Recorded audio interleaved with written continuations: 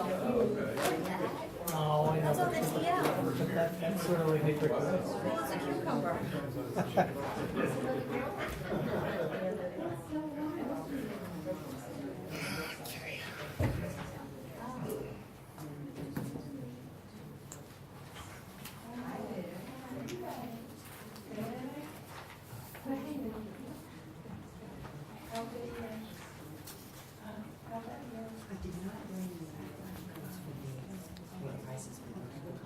We're not acting on it. We're just discussing it. We have some of the folks that play the weekly game out there.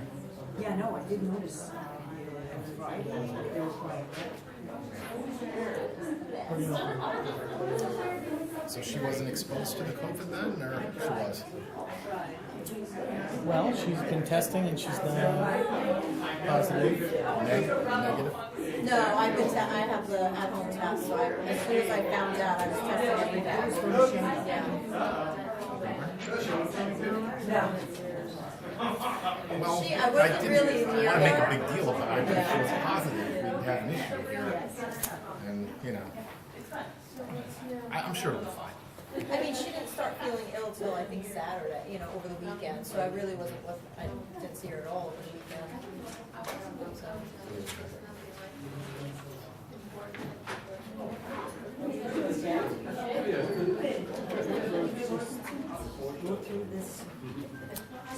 We will. Yeah. Just an FYI, we are live.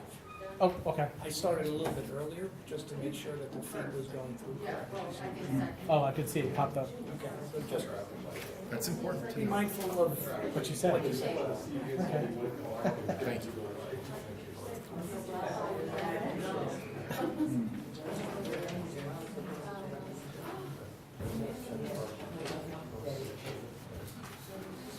All right. No, those are two separate votes. Yeah, two different items at once. That's for the rules, and that's for the-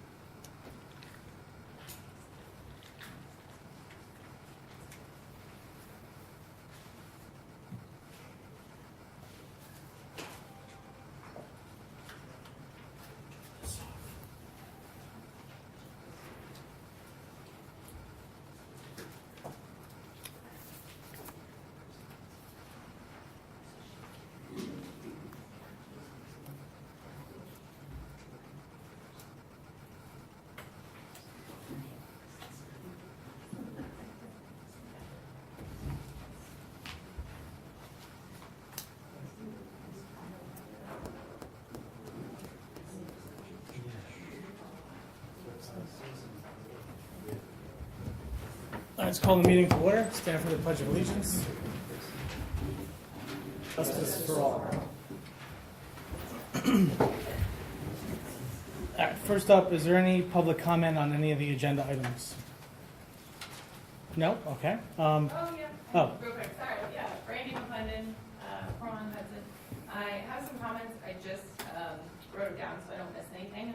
I just wanted to, as far as the CCAC River Light Park cleanup, so this past Saturday, I actually got to participate in that, in the cleanup.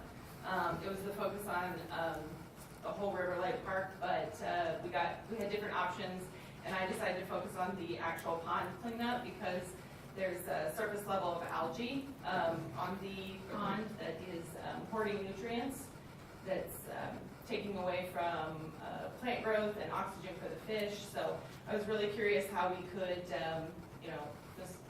Michael Rossi was there as well, how we could clear and how much of that algae we could clear off the surface. And I'm going to tell you, it was we got a lot. It was amazing. I didn't know a lot of exactly why we were doing that. So in talking with the CCAC members about the algae growth, it was a real eye-opener. The excess nutrients, runoffs from the ball field, from the geese, feces, things like that, all that is causing the algae to grow almost out of control, really. Also, we have been trying to mitigate this. I guess the town has been trying to mitigate this with the use of copper sulfate, which is a temporary problem, or a temporary fix that can help the problem. But we found out after research, I did some research after talking to some of the CCAC members, that over a long term, that can actually kill the wildlife and the plants. So my hope is that, the town board can try to look into more natural ways to mitigate that problem. There are some already in place, which is the willow trees. More willow trees can be planted. Also, the cattails are there, which help that. There's bulrush things that can be planted. These are just really important things that need to be addressed because we're losing not only the wildlife, but the plant life. I know that my family has enjoyed Rings Pine for years. I know that we all enjoy most of us enjoy the fishing derby we have with our family. I heard people that day talk about, growing up with their family going to the fishing derby on the edge of the pond. So I just am in full support of taking measures so that future generations can enjoy the pond safely. So, thank you. Thank you. Yeah, I mean, look, I can certainly say that, as a kid, I certainly enjoyed fishing there. And, if you look at over the decades, it just kind of gradually went downhill. And I just don't think the use of chemicals is the long-term solution. I mean, it might have been a short-term fix, but I just think, apparently the copper sulfide treatment, it causes ponds to become sterile over a period of time. It kills all plant life and wildlife. So I think it's been going on for a number of years. We really have to kind of look at that again, and I think come up with a new sort of way of dealing with it. So I'm happy to work with the CAC and anyone that really wants to look and address this over the long term and maybe take a non-chemical approach to the pond. Is there anyone else that has public comment? No? Okay. So first up, we have Quaker CVS traffic light repair. So I can't tell you how many people in Cornwall come up to me about this, the light.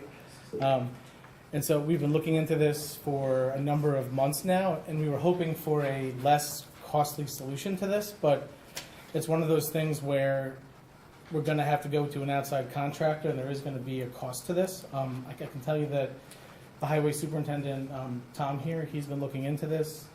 He's met with a number of contractors out there. We've gotten 2 quotes. You can see they're kind of one's pretty high, one's kind of down there around $7,700, $32.50. But they're for different things. Yeah. Well, so actually, Tom, I'm just going to ask you just for a second if you want to just maybe. They both have different opinions as to Yeah. what's wrong with it, so, but definitely the computer's Yeah. older than me, so. So I think the starting place is really the computer. We're going to go that angle, and then we're going to see where we go from there. And Yeah, And we're that's pretty the- confident that yeah. this is $7,700. And so we're going to do that, see where that leads us. Oh, were you saying something else? No? Oh, no. Okay. Yeah, so I think we're going to look to go with the $7,700 option to replace the computer. And then we're going to go from there. Yeah. county have, I know I was there when the county was working on, I guess it's the motherboard. Right, I know. County, City of Newburgh. Right. They've all tried to come. So there's no way, I know that he was saying he didn't even have the components to So switch things We on, had an correct? extra computer from the same model we have, but it Okay, didn't change anything. We've exhausted basically the free and like cheap Yeah. options. So now it's sort of like we have to. no, I was just wondering if they weighed in on, like, did they suggest anything? I mean, I trust what you're They saying. suggested these two companies. Okay, So that's who we had come. okay. So the first one is more of, He wants to dig up the road and replace all the sensors in the roads. okay. This other guy wants to change the computer, so. Oh, okay, so the Rotolo one is one that wants to just change the computer. Okay, and then the other quote for the 23,000. The new computer, you really won't need the sensors in the road, so you Ah. can set the timing to exactly Okay. when and where you want.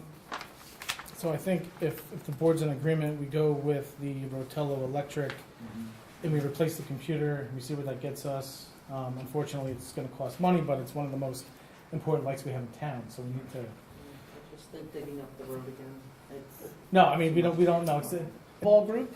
So I know just if you want to just maybe get up and just I understand that you're looking for us to basically improve the courts, maybe put some fencing in. Do you want to? Sure, Yeah. sure, I will, or anybody can. As a group, we started playing probably about 3 months ago. And there were 3 of us, and we've grown to a group of about 25 to 30 people, like Wow. new people coming in every week. And we're playing on the basketball courts, which are dual purpose. And so what we would like is to have the fence along the back by the pool. It's just, the balls go out.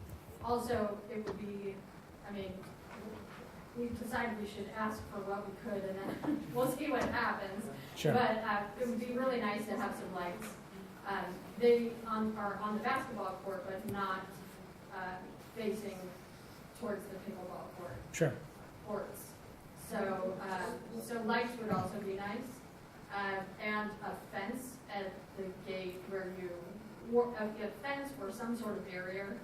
The ball goes down there and Sure. then it's like in Cornwall and Hudson. So we're doing a long chase, which doesn't hurt us, but certainly not ideal for the game. And also a bench for people just to sit, as we're rotating people in and out would be nice. Okay. So so fencing, Lights, fencing, bench. and bench. lights, and a bench. Yes. The surface has, it retains a lot of water. We have found in the last, with the hard rain this week, we all had big brooms and blowers and big towels and things. So I don't know if, again, big picture would be great to have those resurfaced. So we did get, I will say, Councilman Michael Brazzi, she did get 3 quotes from different companies, contractors that do this kind of work. Some ranging from really expensive down to much more minor. And so I think the question is, if there's obviously the fencing, that's pretty easy. I think to put a fence back there to stop the ball. The lights, we'll kind of have to see what type of lights and how they can go. I think those are pretty easy. We'll certainly, work to get costs associated with those. Yes. Hi, Diana McNally. I have an alternate plan B. Okay. And I'm going to do this in all the different towns, but you could put 4 pickleball courts right on the tennis courts. The only expense would be to line the tennis courts. It would not interfere with the nets on the tennis courts. It would not interfere with anything. I have a picture if you'd like to see. It's done in all high-end towns everywhere we go. It doesn't. You don't need a bench. The benches are there. You don't need a light. The light is there. You don't need a fence. The fence is there. You could put 2 courts in and leave 1 totally tennis only, if you want, and put 2 courts on the 1 tennis, so we're not interfering. I live in town. I go past the tennis courts every day, 4 to 5 times a day, and the amount of players I see on there is nil. I've lived in the town for 30 years plus. I see when groups are there for a tennis clinic, there's people there, and we could all work around that, and we could alternate up to the other courts if we need be. But I'm just asking for the same privileges for pickleball that we've offered and extended to the tennis people. May I reply to that, Josh? Well, I just want to provide some like context to this. So, I mean, we actually did look, this was a request that came before the town, was it 2 years ago? When we were redoing the tennis courts, and we sort of, we just ended up going in a different direction where there were tennis players that basically felt like this had always historically been tennis courts strictly used for tennis, and that eventually we would build just pickleball courts solely for the use of folks playing pickleball. So, I mean, I guess this is one of those things where I think the tennis players would have to overwhelmingly want to co-locate pickleball courts there, and because it's historically it's not been like that. So. Yeah, but historically, I'm confused. Historically, we didn't play football in town because there were no lights, and way back in 20 years ago, I fundraised and got lights on the field, so now we play in town. And I don't think that tennis should be prioritized over pickleball, and I think that's what you're telling us, and I'm Josh, kind may of I- offended by that. Well, no, I'm not prioritizing tennis over pickleball. I'm saying that we should move to. There's no reason why we can't work towards building standalone pickleball courts somewhere in the town. There's no reason to why we can't have both. I mean, I guess May I just add Yeah. something here, since this is line of my work outside of this current job. The drawback of putting lines on a current tennis court is the noise level. Now, if you look at where the tennis courts are, there are a lot of residential homes are there. Pickleball makes a very, very big noise, and usually pickleball players come sit down there for half a day at least. They're there for a good half a day. So if you go to Cronemer Park, there's 6 courts. 2 courts are lined with the pickleball, so they could accommodate. Well, okay, thank you. That's even better. So because there are many courts available, but this is only 2 courts here, and they're just relatively done new just 2 years ago, and the programs are going to be lining up doing. So if you guys are over there and 2 or 3 tennis players walk in, they cannot play tennis. But if you have your own pickleball courts on top with fence around it with lights, you can play there as long as you want, and it's beautiful up there. We're down, the tennis players are down. No, it's not. It's not. The surface is terrible. Yeah. Ma'am, the surface is going to be done. These are, supervisor just said that. We're- I did research, I did call 3 companies. We got 3 different prices with lights, with fences, beautiful courts. Believe me, this is what I do for living. So this is in the budget. We're going to have those pickleball courts done for the pickleball players. When? It's in the budget. It's 2023. so. All right, let me address this. So the goal for 2023, we're not going to be making these changes to the pickleball courts in 2022. This will happen in 2023. The goal is we have 3 quotes. The board has to discuss it. And essentially we have different options. We can go with the fence, the lights. We take down the one basketball net that's there. We take away the basketball court lines. We put pickleball only. If we have the money in the budget, we will potentially resurface it with the proper. But we have to look at it. I mean, here's the thing. So if we're going to go and do some of the stuff to the tennis court, there's going to be similar costs, probably almost the same costs, to doing what we're proposing to do up top. So I think what we should do is we should bring the quotes out. We should have a discussion. This is going to be part of the budget discussion, which we're starting on Thursday at the budget workshop. And we're going to be talking about we have different groups. Look, we've got Cornwall United Soccer that has, improvements they want at Laurel Crest Park.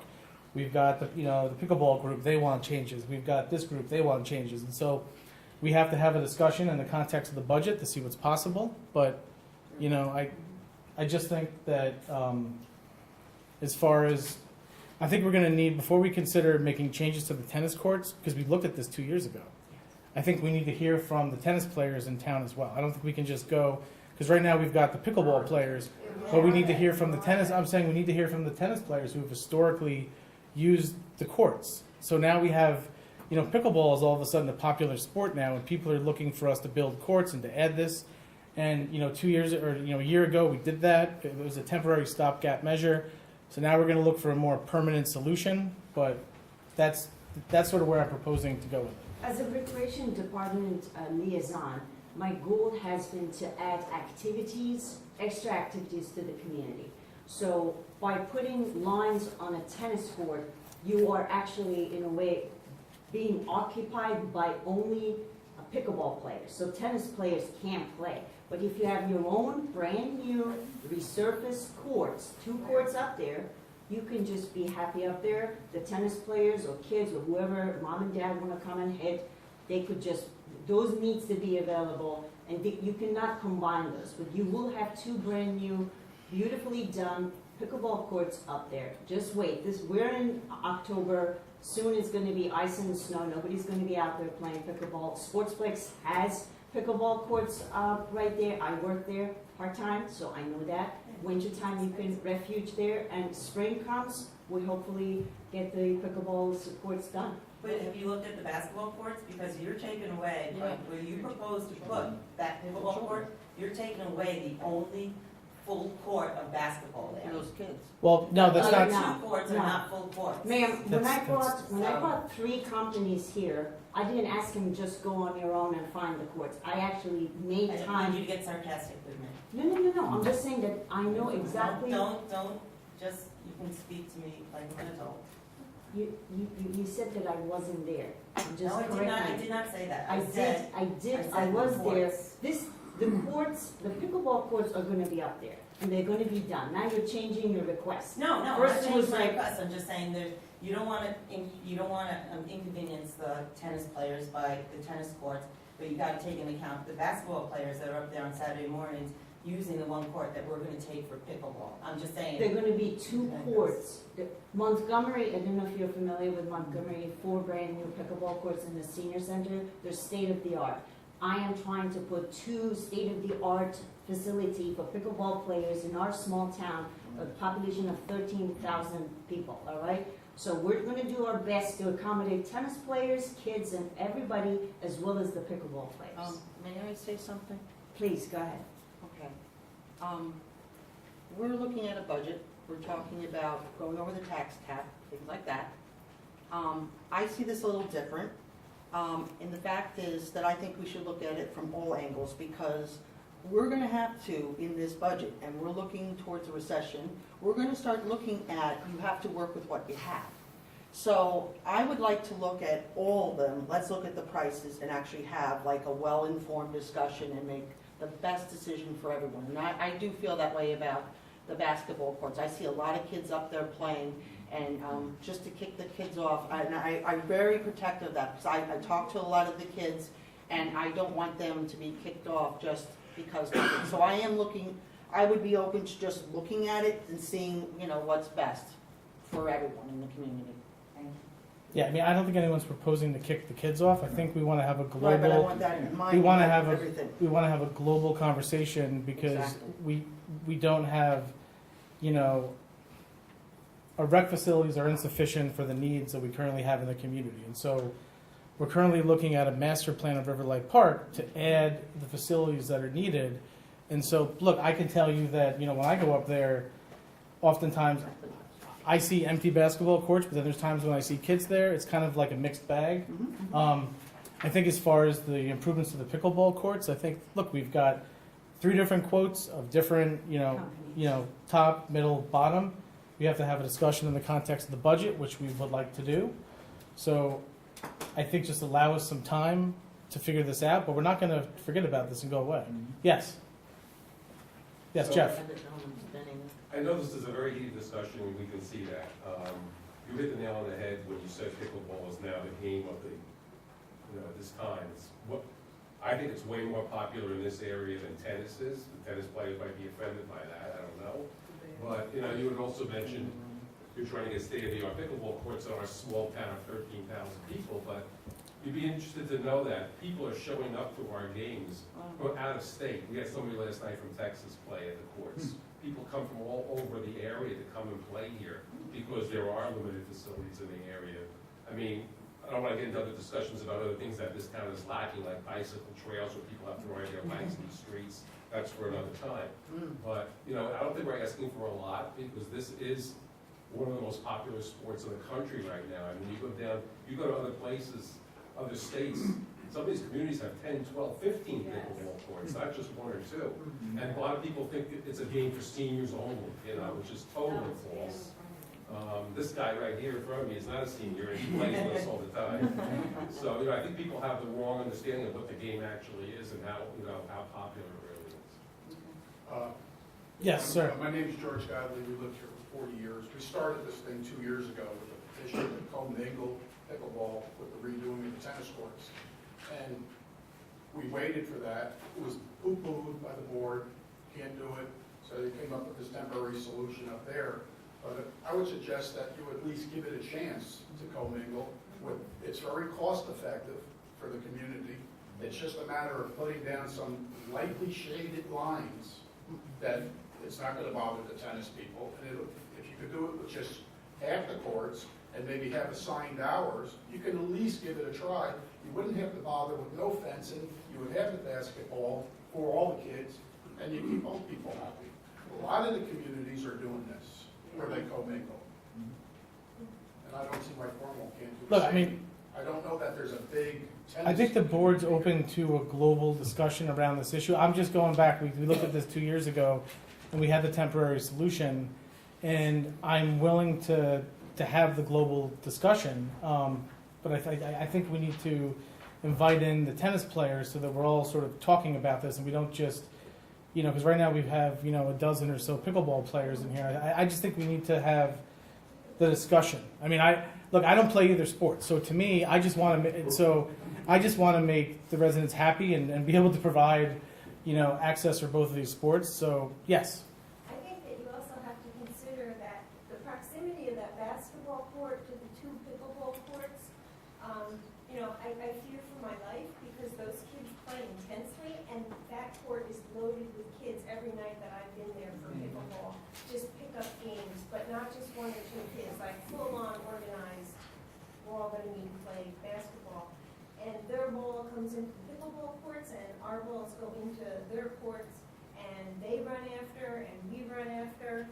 And I think that if you're going to do a temporary fix, that maybe we need to have a fence so in between, so that they don't kill me, please.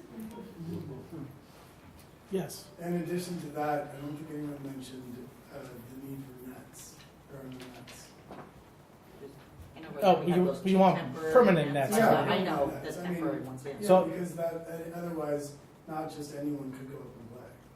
So, but then, all right, but we have permanent tennis nets, right? So I guess the question is, what do? We take that. So which nets, you know, stay permanent down on the tennis courts? You're The saying tennis have nets would not be, they would stay permanent, because what you do, and I have a picture if you'd like to see. You Sure. picture a tennis court, right? One side of the tennis court, you draw the lines to the pickleball court. And then we put our pickleball net up there temporarily, take that up and down. On the other side, the same. So you never take down that tennis net, because it almost acts as a barrier in between pickleball court on this side of the tennis court. Gotcha. So and basically, pickleball you've court on the got other side. And it won't damage. so you have the tennis court down so you have the nets down the middle, and then basically, so on this side of this tennis court, you have a pickleball court, and then on the other side, you can have one as well. I guess is what you're saying. So you Okay. could leave one open you can leave strictly one open for tennis at all given time. You have to put the lines down there. We're used to dealing with the lines on basketball courts, so we could see through the lines on the tennis courts and play. And you never have to take that net down, and we wouldn't even, it'd just be a barrier. It wouldn't be anything we'd run into or damage or anything. And then we would take our pickleball nets up and down and off at the same time. And, you know, it's cost efficient.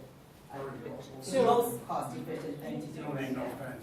It's, yeah, especially, I mean, we don't pay taxes.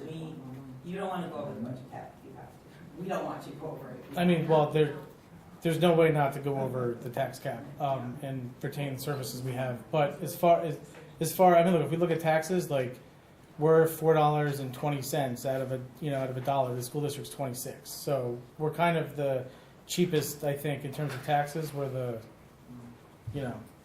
pay the least amount to the town. But in terms, look, I am happy to, go out to the tennis court, take a look, see what you're talking about. But I still think we have to have, a global discussion on this. See what the folks that play tennis, feel about it. I mean, you guys were in here, so I think we need to talk to them and then come up with a solution if they're okay with it. So how far do you guys play outdoors? First frost or first ice or snowstorm? We'll play all winter. every day. Yeah, as long as the sun's out, you can play. Okay, so that's another thing.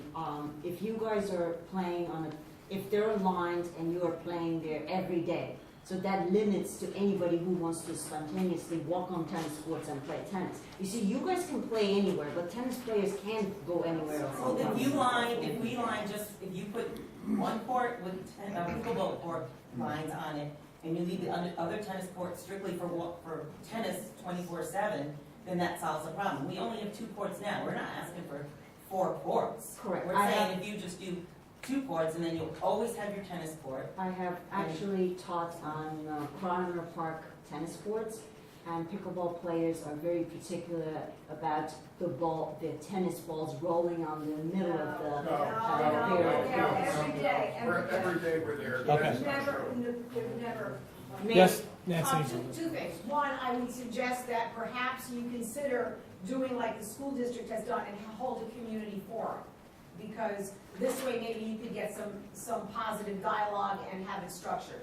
2, you'll never know if the pickleball tennis sharing will work if you don't try it. And I would strongly suggest, and I don't play pickleball, I have no money in this game. I would strongly suggest, I'm lucky I can walk without falling over. I would strongly suggest that you give it a try, and then you'll be able to say, this is good for the community, this isn't good, because you'll never know based on what everybody's saying.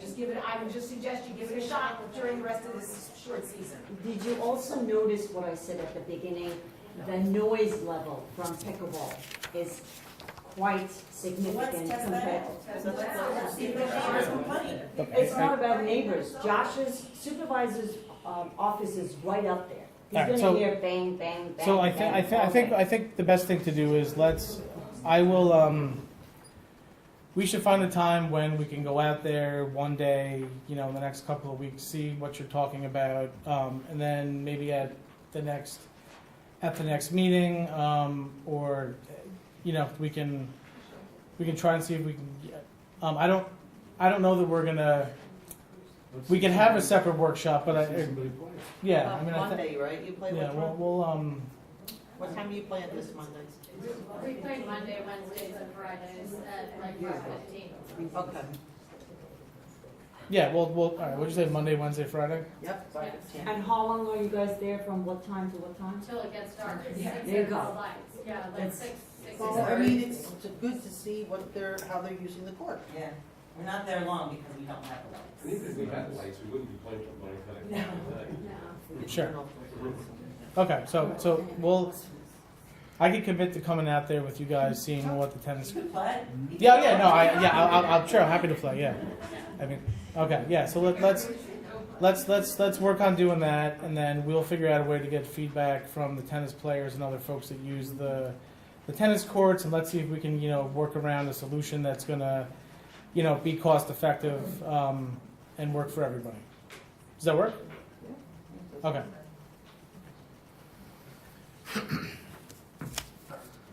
So who should I reach out to? Buffy? Let's reach out. Okay, I'll reach out to you. Okay. All right. So next up we have the CCAC Riverlight Park cleanup. Carla, do you want to give a report on that? Thank you.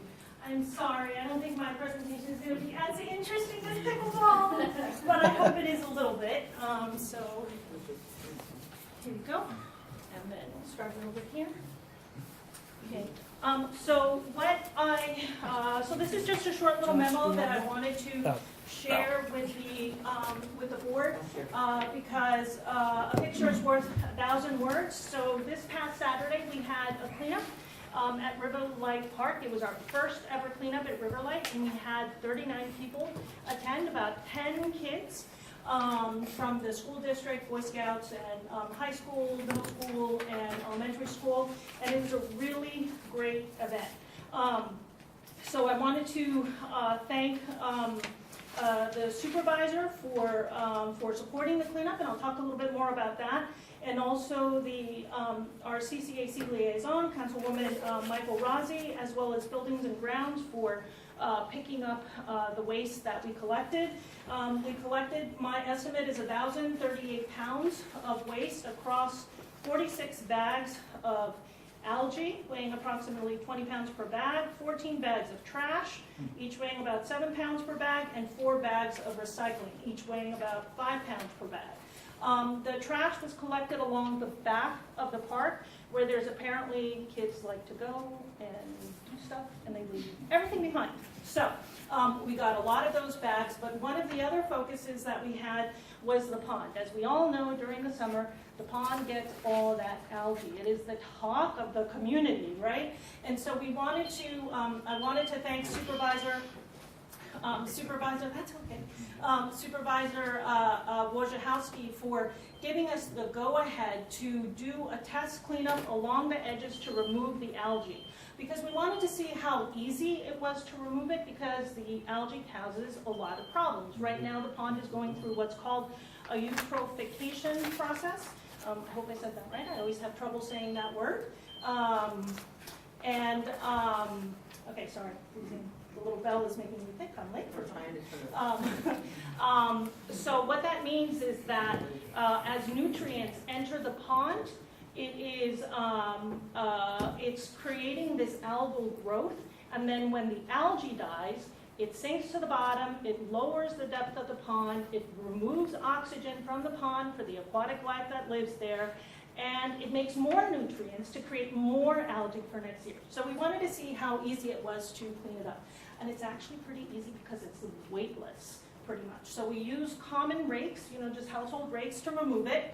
And we got about in 2.25 hours, 2.25 hours, 5 of us removed 5 or 6, whatever it was, 5, removed about 20 to 25% of the algae. And the pictures, I'll pass this around for people who want to see it. Great pictures showing what we were able to remove. And so the CCAC's request is if we could get the town board's approval to get in a kayak and remove the rest of the algae. Because if I had had my druthers, I am positive that with the 5 of us, we would have removed the entire algae, because it was that easy, the surface out of the entire pond.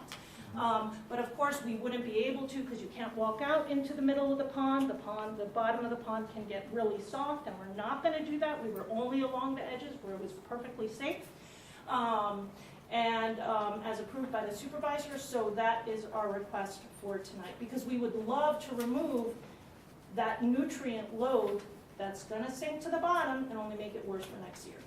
So Steve, what would be the way for us to go about doing that in a way that... I'm concerned about algae removal. It may or may not require DEC approval. I know the copper sulfate treatments do. Copper sulfate treatments for algae do. So let me look into that and circle back on this next week's meeting, and Okay. we can work it out. If you have information on it, Carla, give me a buzz or Yes. send me an email. We can take care of business. Yes, because this is specifically not harmful algal blooms. This is just common green algae. It's specifically called filamentous algae. I'll send you I'll send you the hyperlinks to the DEC's webpage. That shows that this is just common variety stuff that can be easily removed. There's no toxicity associated with it. We used gloves during the removal. Nobody complained of any burning from the copper sulfate. We were very, very careful. We took risk, not putting the town at risk, extremely seriously. We only allowed CAC members to do, actually 2 others other than CAC members, to do the cleanup, and we were very, very careful. So we can guarantee that we would be just as careful from the kayak. But I think you just want to check if there's like a permit requirement to remove Well, it. that's one thing she raises. Another good point. You're certain it's not toxic algae? Yes, I'm You've certain. done testing?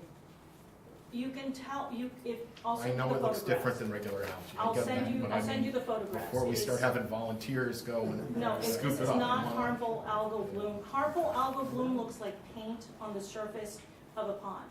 I'll send you all the DEC pages so that you can feel a little bit of certainty, but it would be a real shame to not be able to get this before the. No, I understand. I just want to be safe and I want to make sure that we aren't violating any laws in doing it. Okay. All right, thank you. Can I just, for the record, as a resident, applaud you? Thank you. For helping keep our town clean. So really, thank you. That's why people come here, because it's a beautiful, bucolic town, and we appreciate those who go through the effort to keep it that way. So thank you. Okay, so, all right, so it sounds like Steve, the town attorney's gonna look into whether or not there's permitting required and I guess and obviously if we're going to have the CAC or other volunteers or even town employees do this, there's probably, I know Carla and I have just, taken a look at some types of tools that would make it easier to, like there's like a pond rake that's, it's about this wide, it goes out 15 feet and you throw, it's like 24 inches, like the rake, what do you call it? Yeah, tines. They're about 20, so stick it out there, you pull it in, and it brings out about, this much of algae. You do that with 4 or 5 people over the course of a few hours, you get all the algae out of the pond. And you can probably avoid using that, copper sulfide if we go that route. But it's, something to look at. We got to make sure that we're in compliance, obviously, in doing it. But, certainly applaud. I mean, I got in there with my waders, and we got quite a bit. And in fact, one of the things that I think is the most interesting is, that drainage that is that little drainage where the water goes out of the pond down into that. So that was clogged by just some of the algae, and to where the water was not draining out. We just took a shovel and we knocked the algae out, and the water started to flow. It started to get flow in the pond again, and then we put up a piece of I guess it's like plastic chicken wire type fencing in front of it. So we're now blocking the algae from getting down into the pipe, and the water is like free flowing again. So that was, I think, a $5 fix to that. So that was a free fix. So yes, it was a thank you, Carla. Rocks from the pond. Thank you, Carla and Ted, for. So next up, we have Riverlight Pool Replacement Engineering Agreement. So if you recall, back in the spring, back in May, we initially adopted a task order to allow the town engineer to start exploring a replacement for the town pool. And then over that time, we've added to it. So we added the Riverlight Park master plan piece to this, and speaking to the town engineer, they believe that we need to add a pool engineer to this. There's this gentleman named John Petroccioni. He designed the Woodbury Town Pool, and he's also working with a number of other municipalities in Orange County. He's kind of like the go-to pool engineer in Orange County that even the Department of Health consults with when they have questions about pools. And so the town engineer would like to add him to this agreement as a subcontractor, since this is his primary line of work. And so he would work with the town board to basically come up with options for replacing the town pools. You're basically trying to figure out what to do with it. I mean, it's at the end of its useful life. It's costing us a lot of money. We're having to put a lot of money into it, make repairs. It's still leaking water. So at some point, we're going to have to decide: do we shut it down? Do we put in a smaller pool? Do we put in a bigger pool? Do we do something like Woodbury? But I think we need someone to help us come up with those options, and then to allow the community to sort of comment on those options. Oh, yeah. So you guys worked with him in the past? Yeah. I didn't know you needed an engineer, but I would highly recommend it. Thank you. So I'm going to ask the board just to allow us to add John to this engineering agreement so that he can work with the town engineer and the town board to come up with some options. With the goal of later this year, early next year, the goal is to come up with different options and then put them out to the public. So it'll be different options with costs, and then the town can have the discussion as to what it wants to do with its aging pool, because we're gonna have to make a decision. Sounds good. Next up, just wanted to give a update on the New York Forward grant submission. So we did successfully submit on September 23rd. This was a grant for $4.25 million. It was a joint village and town submission. This is the final copy of that. That's the final copy of the submission that got submitted to the state. It's 31 pages. So this will be posted on the town website at some point. And then if we get any further in the process, we will certainly, put that on the website as well. And then obviously, next steps are basically if the town gets awarded the funding, we have to set up a local planning committee. And then over the next 6 months, so let's say January to June, we work with the state will give us a project manager and then consultants plus our local planning committee. And the goal is to come up with shovel-ready projects that could be done over the course of 2 years. And so we'll definitely be back in touch. And so some of those projects actually touch upon upgrades to Riverlight Park, like putting in additional restroom facilities, trying to build the ADA compliant path around Rings Pond, doing some work to Rings Pond itself, an ADA compliant playground.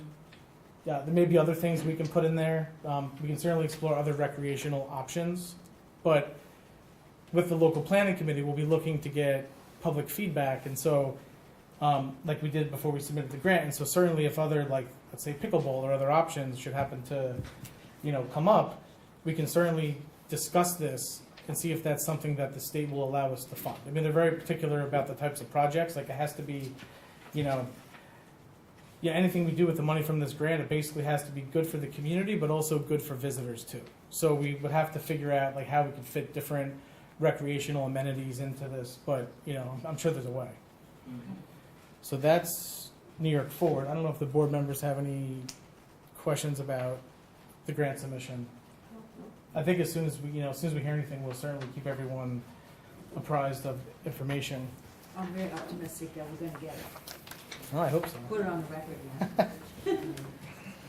So next up, we have a letter for the dog park. It's an ARPA funding request. It is a letter from Randy Clark. He is asking that the Cornwall Bark Park, I guess it celebrated its 10th anniversary this past August, and he is looking for an allocation of $20,000 from the American Recovery Program to help make some basic maintenance and repairs, do something with the fields, looks like a better pathway, just some replacement of picnic tables, some other things that he's looking at, or that the Bark Park is looking for. So, board members have this. I don't know if board members have any questions. I mean, we're obviously not going to act on this tonight because we have to take it into consideration. Can I want to Yeah, ask a few questions? Yeah. My first questions are for our town attorney. This is town property, correct? That is correct. All right. I just wanted to ask, do you have any historical knowledge of an agreement when this park was first developed? I have no knowledge, and I've been digging and I can't find any kind of agreement. Like the town owns the property. What's the agreement? Like who's maintaining it? I know that our buildings and grounds are doing that, but what I'm saying is I'm seeing a list of these items that are being asked for, like the garbage cans, and there was a grant that initially, I think it was like $1,000 that, was granted to do that. But I see things asking for the $20,000 of ARPA money for fencing, landscaping, the mud mitts, and it was just my understanding, I'm hearing there was like some kind of agreement with the chamber. Was there something? This 10 years ago. Mr. Clark, you're here. I'm sorry, can I ask you a couple? Oh, sure. You wrote the letter? I wrote the letter on behalf of the committee. The committee is 5 individuals. Okay, so is there a name of this committee? Is like a non-for-profit? Park Committee. Is it a Council, non-for-profit? you are as familiar with this as Councilman McGinnis. This process started in, and Supervisor Former, '04. 2004? 2004. Okay. Former supervisor just got back in office, I was just elected. You charged us with, what are we gonna do with this property? And I provided 3 ideas. One was a dog park, one was a Frisbee golf park, and one was a community garden. And the one that took off from the community that came in was a dog park. And Steve, you know, we fought, not fought, but we discussed for 8 years how to put a dog park inside. For those who may not be familiar with it, it is right in front of Cromwell Manor. They exit into the Museum of the Hudson Islands, go down a couple hundred feet, make a left. There's a beautiful driveway there and parking lot. Most people think we should walk in, that pavilion was there or built for the dog park. Pavilion was there years before the dog park. The territory we're discussing is the old school property that later on was sold to the Museum of Hudson Highlands and the town of Cornwall. It's 40 acres. So it was like a joint transaction? Tom DiCorrado for the museum did it, and Jim Solomon did it for the town. So they purchased this together? Yes. Okay. Scenic Hudson has the oversight. Their conservation easement on it. They have a conservation easement. They really tell us what we can and cannot do.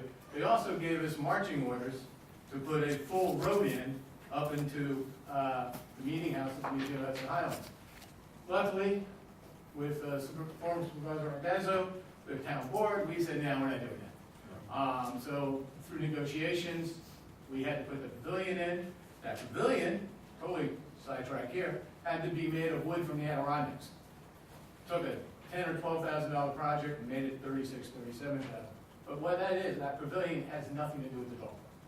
The dog park is 1 acre of the 40 acres. And originally they said, no, you can't do the dog park, because dog park will require fencing. And Scenic Hudson said, no permanent fencing. As I read the covenant on the grounds, it did say you could put in up to 3 tennis courts.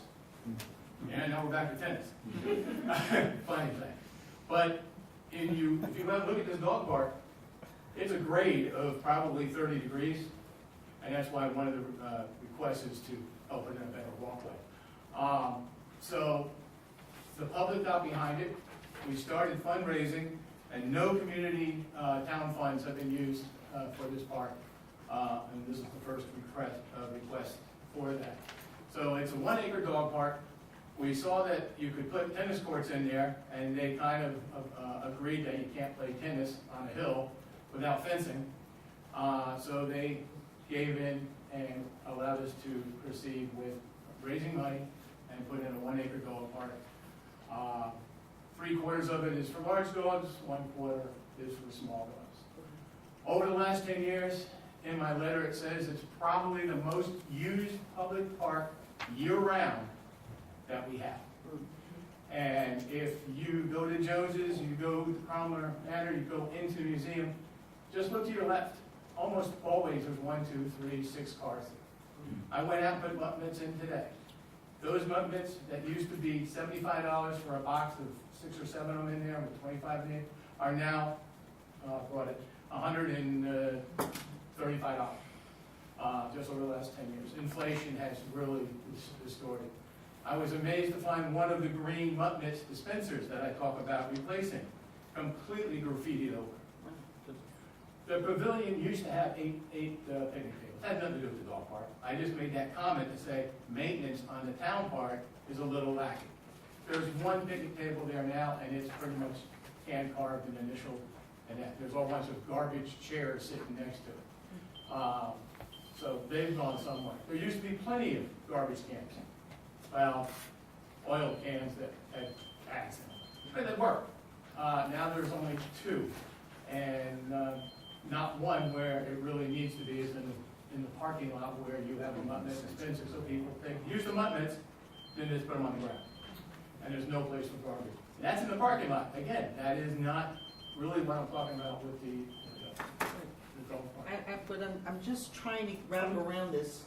What non-for-profit is this? I have noticed you fundraising your group. Yep, What we- is this non-for-profit? Because I'm not finding anything on this. Officially, Is it an we're an LLC ad- or We're an what is ad it? hoc committee. So it's not an LLC, No. it's just an ad hoc. There were five committee people that went out and raised funds. We have done this, the fall festival, getting between $200 and $600, and that was enough to buy mutt mitts, but definitely not enough to do any rehab. Bunch of trees around, which belong to the Angola Road Park, 39 acres, have fallen on the fences, and cracked the fences, and the weeds and poison ivy have all grown up around it. So like any park, it needs maintenance. The dog park needs some tender loving care, some velvet rubs and scratches behind the ears to bring it back into shape. And we just thought it would be a good idea to use public funds from from the town to restore the fence. There's erosion over 10 years, and bring it back into shape.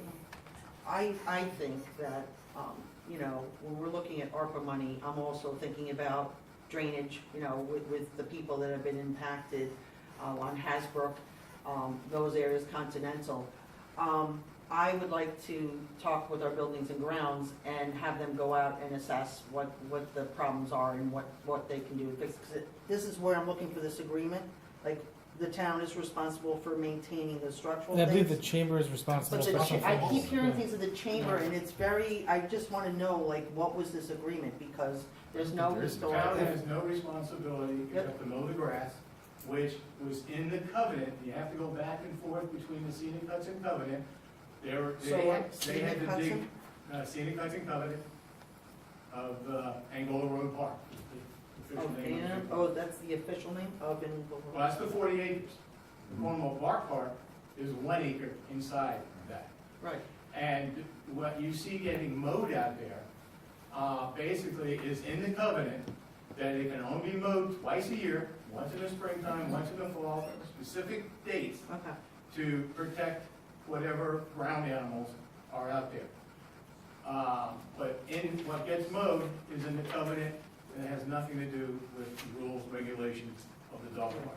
Sure, so it sounds like we need to take a look at the agreement, the covenant, talk to buildings and grounds. It sounds like maybe upkeep on the park has been lax over at least 6 years or so. And, you know, we kind of just need to take a look at it, and then also, I think we need you know, to visit the whole thing in general. I because- wasn't aware that, you know, I mean, I certainly wouldn't have put it as the most visited park, No. but again, I don't take my dog there, so I think if it is one of the most visited parks in the town, I think we need to treat it as such, and we need to take care of it, if that indeed is in the covenant, and we have certain requirements we're supposed to So meet. the building and grounds, Yeah. see what they say, and then That's- you can go from there. Yeah, Right, that's something. Okay, thank you. okay. Okay, so next up, we have No Shave November. It's just a memo that the chief submits every year asking if his department can participate in No Shave November. So we'll certainly, you know, look to do this like we do every year for the department. Next up, we have set the 2023 budget the 2023 public hearing for November 1st. So we're going to look to do that in the special meeting. We also have, next up is National Service Dog Month. So back in September. So next up, we have the Environmental Bond Act. So this is actually, this is going to be on the bond that if the taxpayers approve this, it's going to be available for, so like the goal is basically to create a funding mechanism, a bonding mechanism to allow communities to update their infrastructure, make them more climate resilient, to fund clean drinking projects, to preserve farms and forests, to create green space. So I think this is something, you know, positive. I mean, certainly if this does come into, if the taxpayers do pass this in November, this is going to create a mechanism that the town can use to fund any number of, you know, drainage projects, to preserving open space in the town of Cornwall to creating more parks. I think it's a good thing. So I am going to ask next week that the town board will pass a resolution in support of this. So I'll just give you the town board maybe a week or so just to look over the information that's attached. And then next week we'll come back and hopefully we can pass a resolution in support. Next up, we have a side letter for Diane Hines. She is the assistant to the building inspector. 15 years of not getting certain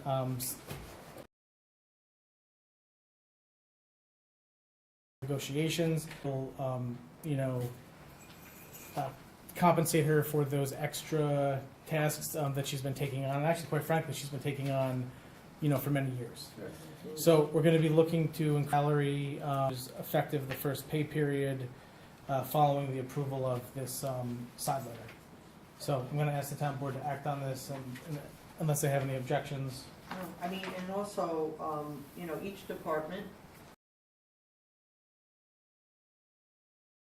hired really to have vast knowledge of building codes and technical skills to assist people through the process. If you've ever gone up there, I mean, she gosh. pretty much takes you through the entire everything. You come in there and she'll, So I think it's a pretty easy ask for the board here, I think. Next up, we have a training request from the building department. So this is a request from Gary Vincent, the building inspector. He is seeking to attend training. It is a 3-day training school during the 2023 calendar year at a cost of $300. So he's going to be asking that we allocate that in the 2023 budget. Next up, we have a request from OC Tourism, Orange County Tourism, for a film permit request. They are requesting to film on Friday, October 14th from 2:30 to 3:30 p.m. It's this Friday. Yeah, Sunday the 14th, yeah. They just submitted this to us last week. And so they're going to be looking to film at the duck pond. They're also going to be filming in the village, so they're dealing with the village on that part of it. They're going to be also filming on Main Street, but they're not closing down any section of Main Street. They're just going to be walking on the sidewalk. They're going to be filming in the Bridge Street Pocket Park. They may be filming the traffic circle. But the goal of Orange County Tourism in the Office of Film, they want to create a video with Cornwall and a few other towns on this side of Orange County that they're going to use to promote visitors coming to this area of Orange County. A certificate of insurance, and it's going to be done by Focus Media, who is the contractor for the county and for the Orange County Tourism. So we don't, and again, there's no request for road closures. We don't expect this to be any major issues for anyone in town when they're doing this. This is going to be pretty much handheld camera, 2 or 3 people. Of the So equipment. it's 2:30 to 3:30. Yeah. So they're going to be parking.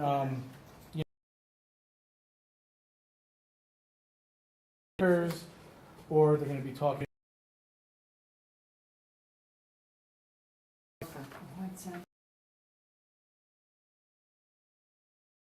Have Cornwall Girl Scouts special event requests. So I actually have a series of requests that they. So we have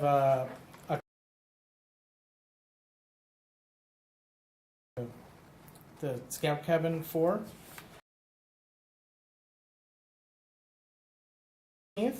They are going to be, which one is this? Yard sale. Yep, yard sale.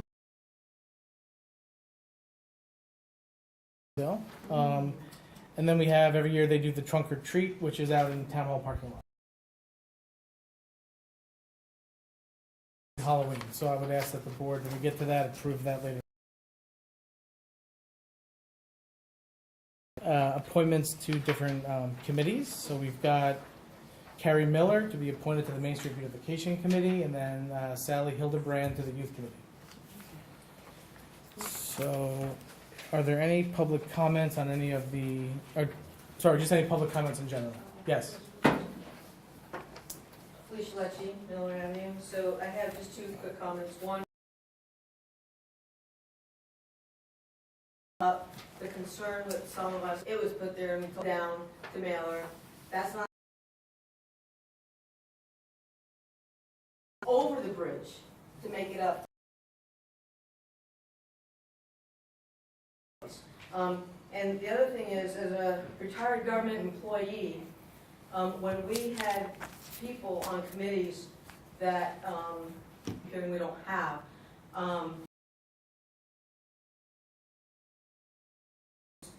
your actual occupation, normally people would recuse themselves.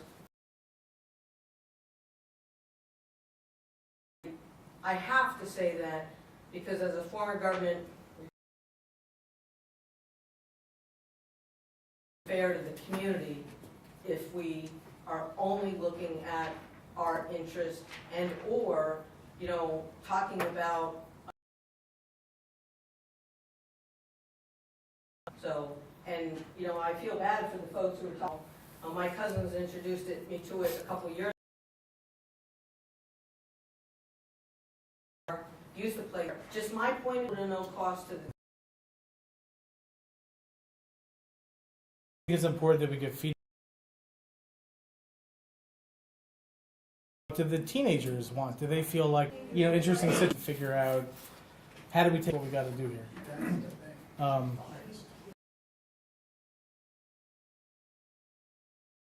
Frank Clark, 286 Main Street.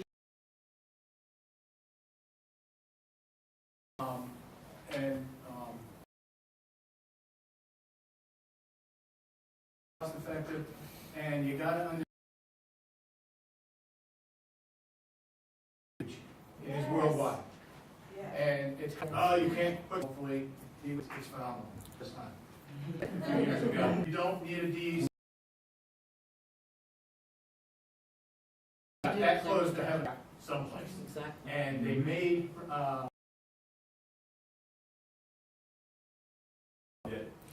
big step getting oxygen in there. One of the things that I failed is planning on what we think are fairly clear recommendations in order to really permanently address the issues with the pond, and dredging is definitely on that list. The thing that I wanted to say is that I've already said that it's in your training workshop free of charge in my workplace has ensured that the workshop gets